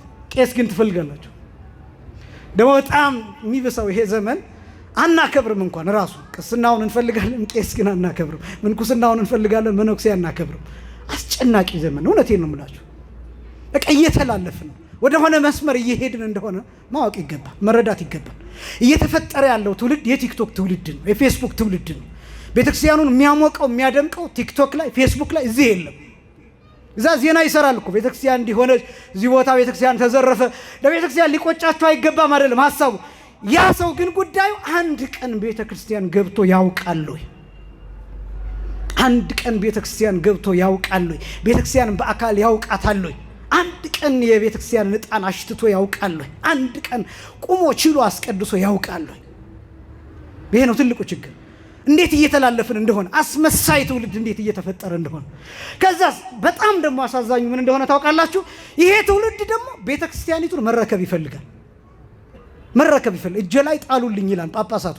ቢረከብ ምንድን ነው የሚያደርጋት? ስብሖ ወውዱስ ብሎ ይቆማል ማህሌት፣ መጥቶ ይቀድሳል፣ ቆሞ ወንጌል ያስተምራል፣ ሰዓታት ይቆማል፣ ኪዳን ያደርሳል፣ ቅዳሴውን ያውቀዋል፣ የሰንበት ትምህርት ቤት ኮርስ ወስዷል፣ ስልጠና ወስዷል፣ የአብነት ትምህርት ተምሯል፣ ማዕረገ ዲቁና አለው፣ ማዕረገ ቅስና አለው። አየር ላይ ቤተክርስቲያኒቱን ተረክቦ የእሱ መጫወቻ ማድረግ ይፈልጋል። ይሄ ጊዜ ነው የምላችሁ ትንሽ ሸርተት ካለ ቤተክርስቲያኒቱን የምናጣበት ዘመን ነው። በደንብ ማወቅ ይገባል። መራራ ቅጠል ጨምሩበት፣ የምትበሉት ላይ መራራ ቅጠል ጨምሩበት የሚለው ለጊዜው መራራ ነገር ስለሚያጋጥማቸው ሲሆን፣ ምስጢሩ ግን ለኛ የምትበሉት ስጋና ደም ላይ የጌታ ስጋና ደም ላይ መራራ ቅጠል ጨምሩበት ማለት የጌታን መራራ መከራ አስቡ ማለት ነው። መከራውን አስቡ፣ ስቃዩን አስቡ። ዝም ብሎ የተገኘ ስጋ አይደለም። ዝም ብሎ የተሰጠ ደም አይደለም። እየጓጎረ ያፈሰሰው ደም ነው። መስቀል ተሸክሞ እየተደፋ ያፈሰሰው ደም ነው። 6666 ጊዜ እየተገረፈ ያፈሰሰው ደም ነው። በጅራፍ ጫፍ የተበተነ ደም ነው። የቀራንዮ ምድር ላይ የቀራንዮ ምድር ይጠጣው የነበረ ደም፣ ከመስቀል እንደ ፏፏቴ እንደ ጎርፍ ይወርድ የነበረ ደም ነው። ዝም ብሎ የተገኘ ደም አይደለም። ክርስቶስ የሞተው አልጋ ላይ አይደለም፣ መስቀል ላይ ነው የሞተው።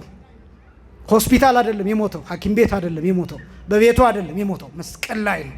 ቅዱስ ጳውሎስ እንደገለጠው ለመስቀል ሞት እንኳን የታዘዘ ሆነ ብሎ እንደገለጠው በሚገሸልጥ መስቀል፣ በሚሻክር መስቀል፣ በሚወጋ መስቀል ነው የሞተው ክርስቶስ። ይህን ማሰብ ያስፈልጋል። ያ ስጋ ዝም ብሎ አልተገኘም፣ ያ ደም ዝም ብሎ አልተገኘም። እንዴት እንደተቆረሰ፣ እንዴት ደሙ እንደፈሰሰ፣ እንዴት እንደተሰጠ፣ እንዴት እንደተከፈለ፣ እንዴት እንደመጣ ማወቅ ይገባል። የተንከራተተ ስጋ ነው። ውሃ ስጭኝ ብሎ የጠየቀ ስጋ ነው። በግብፅ በረሃ በእናቱ ጀርባ ፀሐይ ያቃጠለው ገና በሕፃንነት ገላው የተንከራተተ ገላ ነው። ይህን ማወቅ ይገባል። በቤተልሔም በከብቶች በረት ተወልዶ ብርድ ያንሰፈስፈው የነበረ ጌታ የሰጠን ስጋ ነው።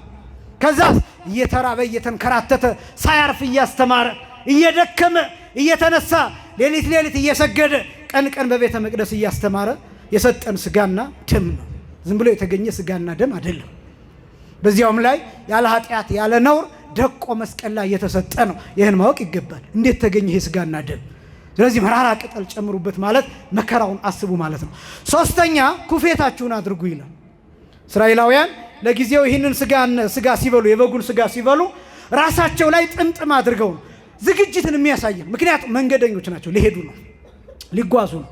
ስለዚህ ጉዟችሁን እያሰባችሁ ተዘጋጅታችሁ ኩፌታችሁን አድርጋችሁ ለምን ልክ ውጡ ሲባሉ የበጉን ስጋ በልተው ከጨረሱ በኋላ ልክ ውጡ ሲላቸው ሙሴ መውጣት ብቻ ነው። ኮፍያዬን ልፈልግ ራሴን ልጠምጥም የሚባል ነገር የለም፣ መውጣት ብቻ ነው። ስለዚህ ቀድመው መዘጋጀት አለባቸው። ራሳቸውን ይጠመጥማሉ፣ ከዛስ እንዲወጡ ይደረጋል። ራስን መጠምጠም ለጊዜው ዝግጅትን የሚያሳይ ነው።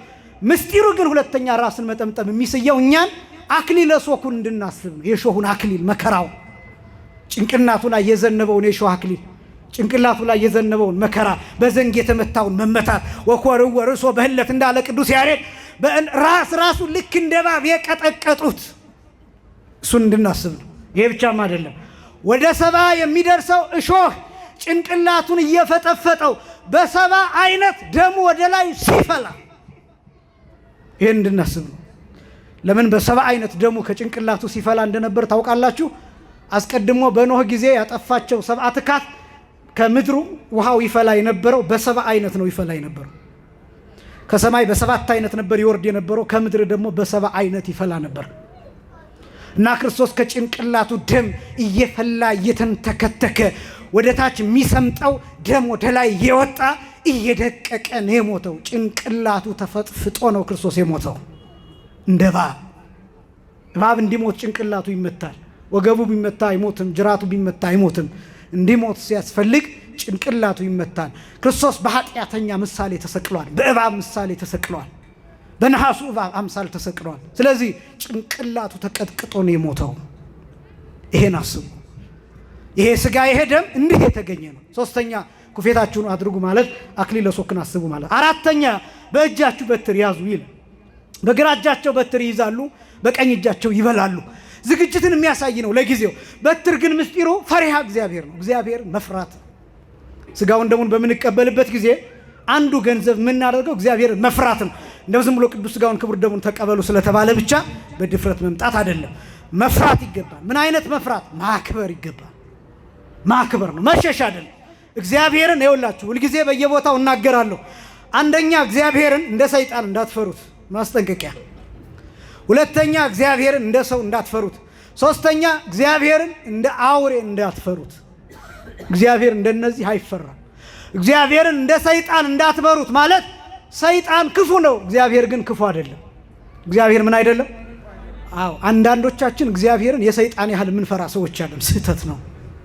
ምክንያቱም እንዴት አይነት ፍርሃት መሰላችሁ? ለምሳሌ አንድ ሰው ኃጢአት ሰራ፣ በዛሬው ዕለት ኃጢአት ሰራ እንበል። ከዛስ ዛሬ የጻድቁ አባታችን የአቡነ ዮሴፍ የጻድቁ አባታችን የዮሴፍ በዓል እና ቤተክርስቲያን ሄዳለሁ ብሎ አስቦ ነበር። ከዛስ አይ ቤተክርስቲያን በር ላይ መቆም የሚገባኝ ሰው አይደለሁም ብሎ ቀረ። ይሄ ሰውዬ ትክክል ነው አይደለም? እሺ ውስጥ አይግባ መቅደሱ አይግባ፣ ግን እንደው በእግዚአብሔር በር በኩል ጭራሽ ማለፍ የለብኝም ማለቱ ትክክል ነው አይደለም? ሌላ ኃጢአት ሰራ ማለት ነው።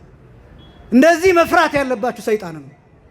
እግዚአብሔር እንደዚህ አይፈራም። የሚደረገው ምንድን ነው? ኃጢአት ከሰራችሁ መታችሁ ስቅ ብላችሁ አልቅሳችሁ አባቴ ለንስሐ አብቃኝ በካህን ፊት እንድቆም እርዳኝ ብሎ ነው የሚኬደው። እንዲያውም ኃጢአት በሰራችሁ መጠን ወደ እግዚአብሔር ፊት ሩጡ። ብዙ ሰው እያደረገ ያለ ይሄ ነው። አጭር ቀሚስ ትለብሳለች አንዷ። ከዛስ አጭር ቀሚስ ለብሼማ ቤተክርስቲያን አልሄድም። ነገስ ያንኑ አጭር ቀሚስ ትለብሳለች። ከነገ ወዲያስ ያንኑ፣ የዛሬ ሳምንትስ ያንኑ። ይቺ ሴት ሁሌ አጭር ቀሚስ ትለብሳለች። በአጭር ቀሚሷ ምክንያት ቤተክርስቲያን አትመጣም። የትኛው ነው ትክክል? እግዚአብሔር ፊት እየመጡ ቀሚሱን መቀየር አይሻልም? ወደ እግዚአብሔር ቤት እየመጡ ራስን ማሻሻል አይሻልም? እየሸሹም ኃጢአትም እየሰሩም እንዴት ይኮናል? ለይቶ ማወቅ ያስፈልጋል። እግዚአብሔር እንደ ሰይጣን እንዳትፈሩት። ሁለተኛ እግዚአብሔር እንደ አውሬ እንዳትፈሩት። አውሬ ለምሳሌ ጅብ ቢያገኛችሁ የቱ ጋር ልጀምር አይልም። ጭንቅላቱን ልብላ ወይስ እጁን? አይ ያሳዝናል። ጭንቅላቱን እንደው ልጅ ነው እኮ ሕፃን ነው እኮ ይላል ጅብ። እግዚአብሔር እንደዚህ ይፈራ እንዴ? እግዚአብሔር እኮ እንደዚህ አይደለም እንዴ። እግዚአብሔር በጣም ቸር አምላክ ነው፣ ርኅሩህ አምላክ። ይሄን መረዳት ይገባል። በጣም ብዙዎቻችን ወይ እኔ እግዚአብሔር አየኝ እንደዚህ ነው ሊያጠፋኝ ነው። ለኃጢአት ድፍረት እየሰጠኋችሁ አይደለም። ድፍረት እየሰጠኋችሁ ያለሁት ወደ አባታችሁ ቤት የመግባት ድፍረት ነው እየሰጠኋችሁ ያለሁት። ወደ እግዚአብሔር የመቅረብ ድፍረት፣ እግዚአብሔርን የማምለክ ድፍረት፣ እግዚአብሔርን የማወቅ ድፍረት፣ ወደ እግዚአብሔር የመጠጋት ድፍረት ነው እየሰጠኋችሁ ያለሁት። እንደ አውሬ አትፍሩት። እግዚአብሔር ጊዜ የሚሰጣው ይሄን መረዳት ይገባል። ሶስተኛ እግዚአብሔር እንደ ሰው አይፈራም። ሰው ኃጢአትን አይሰውርም፣ ገመና አይሰውርም። እያስታወሰ ያ ባለፈው የነገርከኝ ኃጢአት እንዴት ሆነ? ንስሐ እኮ ገብቼበታለሁ ብትሉት ምን እንደሚል አይ አልተወከውም አንተ አውቀህ ነው። ያ ትዝ ይልሃል፣ ግን እኮ መርሳት እያስታወሰ ይወጋቸዋል። እግዚአብሔር እንደዛ አይደለም። እግዚአብሔር የሚያደርገው ይውላችሁ ንስሐ የገባንበትን ኃጢአት ይረሳዋል። እኔና እናንተ ክፉዎች ስለሆንን ያ ባለፈው ንስሐ የገባሁበትን ኃጢአት እግዚአብሔር አልተወልኝም እያል እንጨለቃለን። እግዚአብሔር ግን ኃጢአታችንን ይረሳዋል። ባለፈው የሰራነው ኃጢአት ብትሉት እግዚአብሔር የመርሳት ችግር አይደለም ያለበት እያልኳቸው አይደለም። ተረዱኝ። ትዝ አይለኝም ነው የሚላችሁ። ይህ ማለት አያውቀውም ማለት አይደለም። አላሰብኩባችሁም ሲል ነው። ክብርና ምስጋና ለስም አጠራር ይሁን። ኃጢአታችንን የሚተውልን አምላክ ፎርማት ነው የሚያደርገው። ሰው ዲሌት ነው የሚያደርገው። ዲሌት ማድረግና ፎርማት ማድረግ ይለያያል። ወይም ፐርማነንትሊ ዲሌት ማድረግና ጊዜያዊ ቴምፖራሪሊ ዲሌት ማድረግ ይለያያል። ቴምፖራሪሊ ዲሌት ስታደረጉት ሪሳይክል ቢን ውስጥ ይቀመጣል። ፎርማት ስታደረጉት ሙሉን ታጠፉታላችሁ። አያችሁ፣ ከየሶፍትዌሮቻችሁም ጭምር ይጠፋል። ሶፍትዌሩ ራሱ ይጠፋል። እግዚአብሔር ኃጢአታችንን እንደዛ ነው የሚያጠፋው። ፎርማት ነው የሚያደርገው። ከዛስ በጣም የሚገርመው ምን እንደሆነ ልንገራችሁ። ዲያብሎስ ሁልጊዜ የኃጢአታችንን ቅጂ ይይዛል። ምንድነው የሚያደርገው? ባለፈው የሰራው ኃጢአት ብሎ ይዞ መጥቶ ሲከፍተው የለም። ምክንያቱም እግዚአብሔር ምን አድርጎታል? አጥፍቶታል። ሲያጠፋው እግዚአብሔር ከእኛ እጅ ያጠፋዋል፣ ከራሱ እጅ ያጠፋዋል፣ ከሰይጣን እጅም ያጠፋዋል። ክብርና ምስጋና ለአምላካችን ይሁን። ከሰይጣን እጅ እስከ መጨረሻ። ከዛስ ዲያብሎስ የሚከስበትን ምክንያት ያጣል። ያ ነው የይለፍ ቃሉ ይሄ ነው። ከዛስ ናቁረብ ትባላለህ፣ ስጋውን ደሙን ተቀበል ትባላለህ። ብቁ ነህ ያለ ይሄ ነው። ስጋውን ደሙን የመቀበል ወደ እግዚአብሔር የመቅረብ ድፍረት። ስለዚህ ፈሪሃ እግዚአብሔርን መያዝ ይገባን። በትር መያዝ እሱ ነው። አምስተኛ ወገብን መታጠቅ ቁርጠኝነትን ያሳያል፣ ውሳኔን ያሳያል፣ ጭካኔን ያሳያል። ጌታ እንዲህ ብሎ አስተምሯል በሉቃስ ወንጌል ምዕራፍ 12 ቁጥር 35 ላይ ወይኩን ቅንውተ ሐቄክሙ ወህትወ ማኅተዊክሙ፣ ወገባችሁ የታጠቀ መብራታችሁ የበራ ይሁን። ወገባችሁ የታጠቀ ይሁን ማለት የተዘጋጃችሁ ቁርጠኞች ሁኑ። በተለይ በዚህ ዘመን ምንም ምርጫ የለም። በዚህ ዘመን ምርጫ የለም። እኔ ጊዜውን እየጠቀስኩ ላስጨንቃችሁ አልፈልግም፣ ሰዓትም ስለሌለ። በዚህ ዘመን ግን ወገብን ታጥቆ ወደ ቤተክርስቲያን ከመቅረብ በላይ ጊዜ የለም። ወደ ንስሐ ከመቅረብ በላይ አማራጭ የለም። ወደ ስጋው ደግሞ ከመምጣት በላይ አማራጭ የለም። በቂ ይመስለኛል። ዓለምን አሁን ከኛ በላይ ያወቀው አለ ብዬ አላስብም። ምክንያቱም ዓለምን በጦርነት ፊቱ አይተነዋል፣ በበሽታ ፊቱ አይተነዋል፣ በረሃብ ፊቱ እያየነው ነው። በዚህ ሰዓት የሚሞቱ ህፃናት አሉ። በረሃብ የእናቶቻቸውን ጡት ነክሰው እየሞቱ ያሉ፣ እናቶቻቸው ቅፍ ላይ የሚሞቱ፣ እያጠቡ የሚሞቱ ልጆቻቸው ጡታቸውን እንደነከሱ እናቶቹ ሞተዋል። በዚህ ሰዓት ህፃናት ሬሳ የሚጠቡ ህፃናት አሉ። በዚህ ሰዓት ያው እነሱም ይሞታሉ ቅፋቸው ላይ። በጅምላ ቀብረናል። ኢትዮጵያ ውስጥ በሚሊዮን የሚቆጠር ህዝብ ቀብረናል። በቂያችን በቂ ነገር አድርገናል። በቂ ኃጢአት አድርገናል። አሁን ላይ ብንዘረዝር ኢትዮጵያ ውስጥ አሁን ስለሌላው ዓለም ማውራት ቢቅ እንደውም ሌላ ዓለም ላይ አሁን በጣም እየተሻሻሉ ነው፣ እየተመለሱ ነው። ስዊድን ሀገር ባለፈው ለአገልግሎት ሂጄ ሲነግሩኝ በጣም የኤቲስት ብዛት ነበር የነበረው። አሁን ግን የኤቲስቶች ቁጥር እየቀነሰ የሃይማኖተኞች ቁጥር እየጨመረ ነው። እንዲያውም አሁን እነሱ እየተሻሻሉ ነው። ይሄ ብቻም አይደለም። ጀርመን የሚባል ሀገር ውስጥ በጣም የገረመኝ ሂትለር እንደምታውቁት በጨፍጫፊነቱ ይታወቃል። እና ሂትለር በአዶልፍ ሂትለር ስም መሰየም ወንጀል ነው ጀርመን ውስጥ አሁን ነው የምላችሁ። ሂትለር በሚል ስም መሰየም ያሳስራል፣ ወንጀል ነው እዛ ያሉ ሰዎች ሲነግሩኝ። አንደኛ። ሁለተኛ በስሙ መሰየም ብቻ አይደለም። አዶልፍ ሂትለር የተወለደበትን ቀንና ዓመተ ምህረት የመኪና ታርጋ ቁጥር ማድረግ አይቻልም። አያችሁ ኃጢአቱን እንዴት እንዳፈሩበት አያችሁ። ምን እንደሚሉ ታውቃላችሁ? እነሱ ያ ጊዜ የእብደት ጊዜ ነው። ሀገር በአንድ ሰው ምክንያት ያበደችበት ነው ይላሉ። ሀገር በአንድ ሰው ምክንያት ያበደችበት ጊዜ ነው። ታሪካችን ክፉ ነው። ይህንን ክፉ ታሪክ በመኪና ታርጋ ጽፈ ነው አንዞርም። እንደምናፍርበት ለማሳየት የአዶልፍ ሂትለር የተወለደበት ቀን እና ዓመተ ምህረት የመኪና ታርጋ ሆኖ በአደባባይ እንዳይታይ እናደርጋለን። ሁለተኛ፣ ይህን የሚያደርግ ሰው ወንጀል ይታሰራል። ሶስተኛ የአዶልፍ ሂትለር ፓርቲ የናዚ ፓርቲ ምልክት ማሳየት በአደባባይ አይፈቀድም፣ ያሳስራል።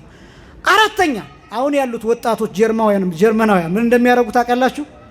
በሚሊየን የሚቆጠሩ አይሁዳውያን በሂትለር ምክንያት የተጨፈጨፉበት ሀገር ሄደው አበባ እያስቀመጡ የተጨፈጨፉበት መቃብራቸው ላይ በጅምላ የተቀበሩበት ቦታ እየሄዱ ይቅርታ ይጠይቃሉ።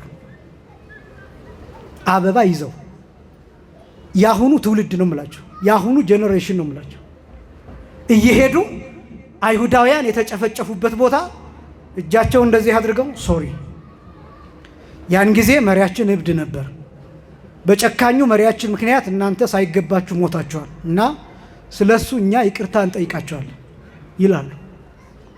ሃይማኖት የሌላቸው ሰዎች ናቸው። እኛ አሁን ይቅርታ የጠየቅነው ሰው አለ፣ ይቅርታ የጠየቅነው ህዝብ አለ፣ ይቅርታ የጠየቅንበት ሞት አለ፣ ይቅርታ የጠየቅንበት ልጆቻቸው የሞቱ እናቶች በተለያየ ምክንያት እኛ ጽፈን፣ እኛ አያይዘን፣ እኛ ፎክረን፣ እኛ ሸልለን በዚህ ምክንያት ይቅርታ የጠየቅነው አለ። አያችሁ ክርስትና እንደዚህ ነው። ሃይማኖት ይህንን ጥንካሬ ይጠይቃል። እና በጣም እየተሻሻሉ ነው እነሱ። እንዳውም እኛ ራሳችን ላይ መስራት ይጠበቅብናል። በእውነት ክርስቲያን ሆኖ ብቻ በስም ብቻ መጠራት ይሄ ማብቃት አለበት። ፍሬ ያለን መሆን አለብን። ቅጠል ብቻ እንዳል ልስላሴ ብቻ እንዳንሆን፣ ዛፍ ብቻ፣ ታሪክ ብቻ፣ ትምክህት፣ ግብዝነት፣ ፈሪሳዊነት ብቻ እንዳይሆን ራሳችንን በፍሬ ማሳየት አለብን። አምላካችን እግዚአብሔር ለፍሬ እንዲያበቃን የእሱ ቅዱስ ፈቃድ ይሆንልን። ስለዚህ ወገብን መታጠቅ፣ ቁርጠኛ መሆን ያስፈልጋል። የመጨረሻው እየፈጠኑ እየተቻኮሉ መብላት ነው። እስኪ ልል ብላችሁ እግዚአብሔርን አመስግኑ። አሁን እየተደወለ ያለው ለምን እንደሆነ እኔ ልጨርስ ነው። እየተደወለ ያለው ለምን እንደሆነ ገብቷችኋል? አሁን የኔ ሰዓት የሚለው 1 ሰዓት ከ35 ነው የሚለው 25 ጉዳይ ለ2 ነው። ከዚህ ሰዓት ጀምሮ ሊቃውንቱ እስከ ነገ ጠዋት ድረስ እያመሰገኑ ያድራሉ። ይቺ ቤተክርስቲያን የምታመሰግነው አያልቅባትም። ሰዓት ነው የማይበቃት። ክብር ምስጋና ለአምላካችን ይሁን። ሰዓት አይበቃ። ይኸውላችሁ ይሄ ዝም ብሎ የሚታይ እንዳይመስላችሁ። በጣም ባለጸጎች ከመሆናችን የተነሳ በዚህ እንድትኮሩ ነው የምነግራችሁ። ባለጸጎች ከመሆናችን የተነሳ ይደራረብብናል። ወንጌሉ ላይ ማህሌት ይደረባል፣ ማህሌቱ ላይ ወንጌል ይደረባል፣ ቅዳሴው ላይ ሌላ ይደረባል። በሰዓቱ እጥረት ምክንያት እንጂ ምንዘጋው ምስጋና አጥሮብን ምንናገረው አልቆብን ዝም አንለም። ክብር ምስጋና ለአባቶቻችን ይሁን። በሆነ ይህንን ድምፅ ነው እየሰማን ያለ ነውና አባቶቻችን ከዛ ጀምሮ ያመሰግናሉ። እየቸኮላችሁ እየፈጠናችሁ እየተጣደፋችሁ ትበሉታላችሁ። ይሄ የሚያሳየው ምን መሰላችሁ? ለጊዜው መንገደኞች ናቸው። ግብፃውያን እንዳይደርሱባቸው እየፈጠኑ እየተቻኮሉ የበጉን ስጋ ይበላሉ። ከዚያስ ይወጣሉ፣ ያመልጣሉ ከዓለም ርኩሰት። እኔና እናንተ ከዚህ ዓለም ርኩሰት እንድናመልጥ፣ ከኃጢአት እንድንወጣ፣ ከሞት እንድናመልጥ እየተጣደፍን የበጉን ስጋና ደም እየተነጣጠቅን እየቸኮልን መብላት ይገባናል። ይህን ምስጢር የሚያሳይ ነው። የመጨረሻው በጉ የበራቸው ላይ ይቀባል። በራቸው ላይ፣ ደጃፉ ላይ፣ መቃው ላይ፣ ጉበኑ ላይ፣ መድረኩ ላይ ይቀባል እና ቁጥር 13 ላይ ኦሪት ዘጸአት ምዕራፍ 12 ቁጥር 13 ላይ እንዲህ ይላል፣ ሌሊት በዚች ከተማ አልፋለሁ ይላል። በግብፅ ከተማ ከሰዎች እስከ እንስሳ የበኩ ልጆቻቸውን እመታለሁ ወይም እገላለሁ፣ ከዛስ ወደ እናንተ እመጣለሁ ይልና ደሙን ባየሁ ጊዜ ይላል። ምኑን ባየሁ ጊዜ? ደሙን ባየሁ ጊዜ ከእናንተ አልፋለሁ። ከእናንተ ምን እላለሁ? አልፋለሁ አላቸው። ይሄ በግ ለምን ነበር የታረደው ሲባል በግ ሕይወት ነው፣ ደም ሕይወት ነው። ሕይወት ከደም ይገኛል፣ ወይም ሕይወት ደም ውስጥ አለ። የበጉ ደም ሲፈስ የእስራኤላውያንን የበኩር ልጆችን ይሸፍናል። ምን ይላል አልኳችሁ? ይሸፍናል። የግብፃውያን በኩሮቻቸው ስለሞቱ ፋንታ የእስራኤላውያን በኩር ልጆቻቸው የእንስሳትም የሰዎችም ልጆች አይሞቱም። ለምን? ስለ በኩር ልጆቻቸው ደም ፈሷል። ምን ፈሷል አልኳችሁ? ደም። ቤዛ ሆኖ በጉ ታርዷል። አንድ ነገር ልጨምርላችሁ። በብሉይ ኪዳኑ የመስዋዕት ስርዓት በጉ ከታረደ በኋላ አሮን የሚያደርገው ደሙን ይወስድና የስርየት መክደኛው ላይ ይረጨዋል። ልብ በሉ፣ እየጨረስኩኝ። የስርየት መክደኛው ላይ ልክ እንደዚህ ነው። የስርየት መክደኛው ሩቅ ሆኖ ወደ ቅድስተ ቅዱሳኑ ሳይገባ ውጭ ይሆንና በቅጠል በደድሆ ቅጠል በስሚዛ ቅጠል ደሙን ይነክርና ይረጨዋል። ያን ጊዜ ምን እንደሚሆን ታውቃላችሁ? ደሙ የስርየት መክደኛው ላይ ሲያርፍ፣ የስርየት መክደኛ የሚባልበት ምክንያት ለዚያ ነው። ስርየት ማለት ይቅርታ ማለት ነው፣ የኃጢአት ስርየት ማግኘት ማለት ነው። እና ልክ ደሙ የስርየት መክደኛው ላይ ሲያርፍ ሰውየውን ከመከራ ይሰውረዋል። የኃጢአት ስርየት አይደለም የሚሰጠው። ልብ በሉ፣ ኃጢአቱ ባለበት ለጊዜው እንደ ማስታገሻ ሆኖ በኃጢአቱ ምክንያት ቸነፈር እንዳያገኘው፣ መከራ እንዳያገኘው፣ ሞት እንዳያገኘው፣ መቅሰፍት እንዳይመጣበት፣ መዓት እንዳይመጣበት ደሙ ቤዛ ሆኖ ይሸፍነዋል የስርየት መክደኛው ላይ። ከዛስ የእግዚአብሔር በግ መጣ። እርሱ ማን ነው? ክርስቶስ። ቅዱስ ዮሐንስ መጥምቅ እንዲህ ብሎ ገለጠው። የዓለሙን ኃጢአት በሉ እስኪ ሁላችሁም፣ የሚያስወግድ የእግዚአብሔር በግ። የማን በግ? ያኛው ኃጢአትን የሚያስወግድ አይደለም። ምንን የሚያስወግድ አይደለም? አያስወግድም። ያኛው ማስታገሻ ነው የሚሰጠው። ይሄኛው በግ የእግዚአብሔር በግ ነው። ምን ያደርጋል? ሁለት ነገሮችን ያደርጋል። አንደኛ ኃጢአትን ያስወግዳል። እንዴት አድርጎ? ራሱ መስቀል ላይ የኛን በደል ተሸክሞ። በምን አወቅን? ነቢዩ ኢሳይያስ እንዲህ ብሎ ገልጦት፣ ትንቢተ ኢሳይያስ ምዕራፍ 53 ላይ በደላችንን በእርሱ ላይ አኖረ፣ ስለ በደላችን ደቀቀ፣ ስለ መተላለፋችን ቆሰለ። ዕዳችንን፣ በደላችንን፣ ሕመማችንን፣ በሽታችንን መስቀል ላይ ያዘ። መልኩ ጠቆረ። ያ ከራዲዮን፣ ያ ነጭ ወፍ፣ ያ ነጭ በግ፣ ያ ነውር የሌለበት በግ፣ ያ ቀንዱ ያልከረከረ፣ ያ ጥፍሩ ያልዘረዘረ ያ በግ ኃጢአታችንን ተሸከመ። ክብርና ምስጋና ለስም አጠራሩ ይሁን። የዓለሙን ሁሉ ኃጢአት ያ በግ፣ በብሉይ ኪዳን የሚሰዋው በግ ለነዚያ ውስን ሰዎች አርደው ወይም እንዲታረድ ላቀረቡት ሰዎች ብቻ ነበር ያ ደም። ክርስቶስስ አንዱ ስለ ሁሉ ሞተ ተብሎ እንደተገለጠው የሁሉን ኃጢአት አስወገደ። ክብርና ምስጋና ለስም አጠራሩ። የሁሉን ኃጢአት፣ የዓለሙን ኃጢአት የሚያስወግድ የእግዚአብሔር በግ መስቀል ላይ ታረደ። ይህ በግ መበላት አለበት። የምንበላው በዚህ መልኩ ነው፣ በዘረዘር ናቸው። ደሙስ ግንባራችን ላይ ይቀባል። ከዚያስ ሞት ከኛ ይርቃል፣ ክፋት ከኛ ይርቃል፣ መቅሰፍት ከኛ ይርቃል። ከነ ቤተሰባችሁ ማምለጥ ትፈልጋላችሁ? ከልጆቻችሁ ጋር ከሞት ማምለጥ ትፈልጋላችሁ? እናት አባቶቻችሁን ከሞት ማስመለጥ ትፈልጋላችሁ? ቁረቡ፣ ከነ ቤተሰባችሁ ስጋውን ደሙን ተቀበሉ። የጌታን ስጋ ብሉ፣ የጌታን ደም ጠጡ። ይሸፍናል፣ ይጋርዳል፣ ያጸናል፣ ያጽናናል፣ ሕይወት ይሆናል።